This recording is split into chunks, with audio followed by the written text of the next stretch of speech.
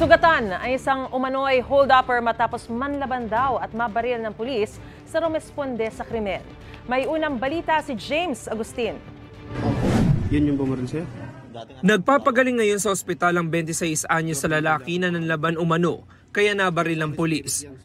Ayon sa pulisya, hinold up umano ng lalaking ito ang isa naglalakad sa barangay Commonwealth, Quezon City.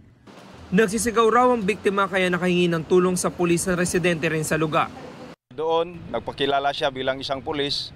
So itong suspect, instead na sumuko ay bumunot ng baril at pinutukan ng 2 beses itong pulis. So no choice itong ating pulis kundi idipinsa ang kanyang sarili. Pero pumutok ba yung baril ng suspect, sir? Yun nga sir, nag-misfire ito ng 3 beses. Nabawi mula sa suspect ang wallet ng biktima na naglalaman ng 3,000 pisong cash. Nakuha rin ang ginamit niyang baril ng kargado ng mga bala. Isusumiti ito sa crime lab para sa ballistics examination. Sa investigasyon ng QCPD, hindi ito ang unang beses na nasangkot sa pagnanakaw ang suspect.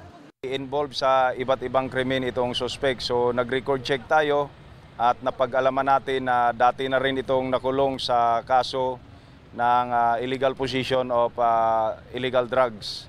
At 2 days ago ay napailan din ito ng kaso sa kaso ng pagnanakaw. Ang tinutukoy ng pulisya ang nakuna ng CCTV sa barangay Holy Spirit.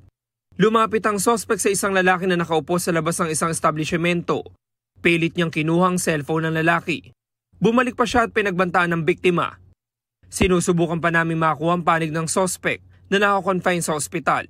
Maharap siya sa reklamong robbery at paglabag sa Comprehensive Firearms and Ammunition Regulation Act.